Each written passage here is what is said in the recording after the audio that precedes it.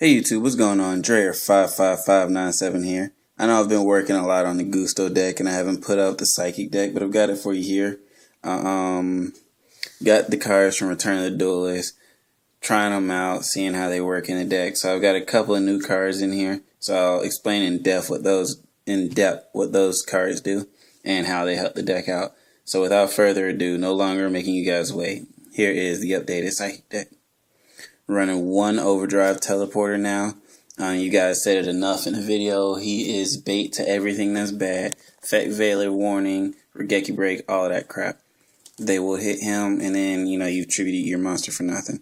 So I took him down to 1. He's working pretty well at 1. I mean, you only need his effect to go off 1 time to turn the duel in your favor. 3 Serene Psychic Witch, because you need her effect to go off over and over and over again if you can. So she is amazing, you guys. If you play psychics, running 2 psychic commanders still. I still feel like he's great, especially since Thunder King is about to get extremely big now. He can just bump heads with Thunder King, be a one card out to the problem that most of the meta is dealing with. So I like that in him. And 2 Hush Psychic Clerics to help you just synchro spam. I'm running 3 Silent Psychic Wizards, another card that'll just bump heads with Thunder King, and its effect is phenomenal, as you guys already know. I'm running 2 Armored Axon Kicker.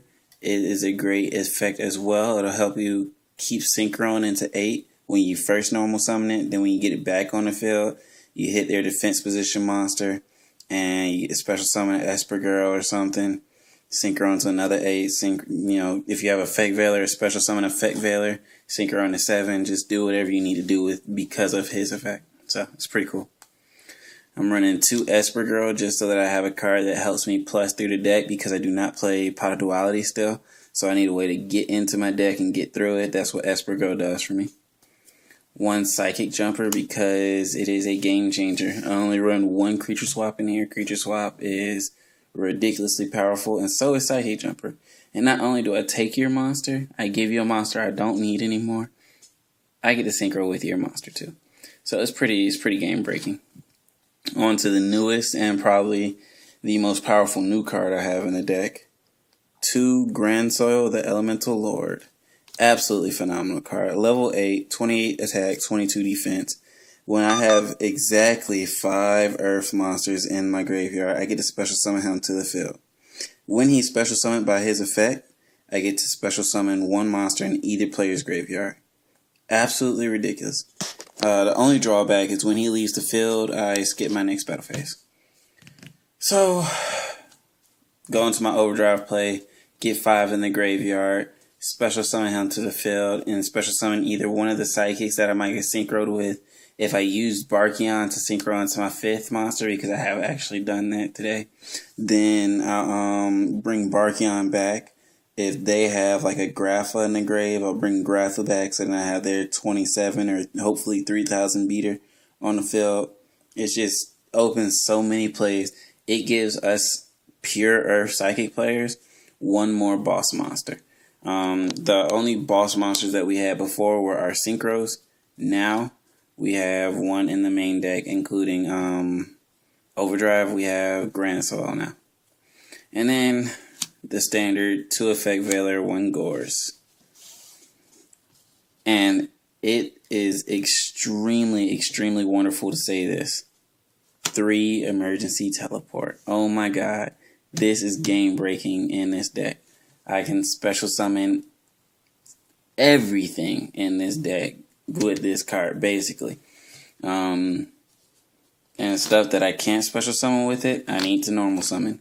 I.e., Silent Psychic Wizard and Overdrive Teleporter. Absolutely phenomenal. You guys already know. Great to have it back at 3. 2 Forbidden Lance still. 2 Mystical Space Typhoon. Still got to get rid of the back row, especially now that you have Grandsoil. You can't let them get that off the field. 2 Miracle Synchro Fusion because Axon is still our boss monster. 1 creature swap for the Serene Psychic Witch play, 1 Dark Hole, 1 Mind Control, Monster Born, and Heavy Storm to end out the staples. Onto the traps, running 2 Solemn Warning, still, of course. 2 Torrential Tribute, piggybacks great off of Serene Psychic Witch, as you guys already know. 2 Call to Haunted. I've been trying to get it back in the deck, and I've been noticing that Safe Zone wasn't doing as much as I wanted it to. So Call to Haunted is back, and it's helping me not only, you know, as MST bait or whatever. My opponent tries to destroy it, I'll go ahead and get Serene Psychic Witch plus off of it. But it helps me with my graveyard manipulation now. With me having Grandsoil in the deck, if I have 6 in the graveyard, Call to Haunted, bring back something that either will help me or that'll set up for the synchro play. Special summon Grandsoil, special summon another Earth out of my graveyard or another monster. And then Exceed or synchro with, you know, the 2 monsters that I just got off of that one play. So Call to Haunted, absolutely great card, great to have it back in the deck. And then 1 Mirror Force. I feel like 2 is overkill. I don't really have room for it anyways. People are running Starlight Road and everything to get used to the format change. So I feel like 1 is still enough. And then on to the extra. 1 Ultimate Ass Kicker. Of course. 1 Cataster. 1 Beast. 1 Android. Psychic Nightmare, Barkion, Landois. I don't really ever go into them, but, you know, if there's a deck that just has effects that's killing you, go ahead and make them and just pitch out the extra spells in your hand. You can afford to get rid of emergency teleports now because you have 3. You can kind of play recklessly with them. So, he's still in there. 1 Black Rose. 1 Psychic Life Transfer, 1 Stardust, Thought Ruler, and Scrap Dragon, the, you know, 888 that I always run. And 1 Hyper Psychic Blaster to end out the Synchros and Fusion. On it to the Exceeds, which are the 2 newer cards in the extra deck, and the ones that I will go over the longest. It's 1 Chronomaly Crystal Chrononaut. Psychic, as you guys can see, 2100 attack. Once per turn, when this card is targeted for an attack, you can attach it. This turn, this card cannot be destroyed by battle or by card effects, and your opponent takes any battle damage you would take from that battle. So they hit it, or they attempt to hit it, detach, and then whatever they attack with, they take that battle damage. Most people won't do it except just to get the materials from underneath it. And I think one of my teammates just found out that was a bad idea. Shout out, buddy. Anyways, it is just another psychic target. So when you're playing with your rivalry face up and you want to exceed, go ahead and exceed into Chrononaut. It's actually a pretty good effect, and it can be game changing. It'll stall your opponent out until they can find a way to get around his effect. So he's pretty good. And then Soul of Silver Mountain, and I feel like this card is about to shine incredibly well. In case you guys can't see, it is 2 level 3 Earth monsters as the requirement. Once per turn, detach 1 material to target 1 set card your opponent controls in a spell or trap card zone, and it cannot be activated while this card is face up. That's extremely huge, because a lot of people will set their torrentials and wait for you to have a big field. So if you can exceed into this thing and target their torrential, they can't activate it, then you can go off. A lot of people are running double Mirror Force, like I just said. If you can get into this, target that face down Mirror Force, now you can attack freely, and you don't have to worry about them being able to activate it while this card's face up on the field. As if that wasn't a good enough effect, it has another effect.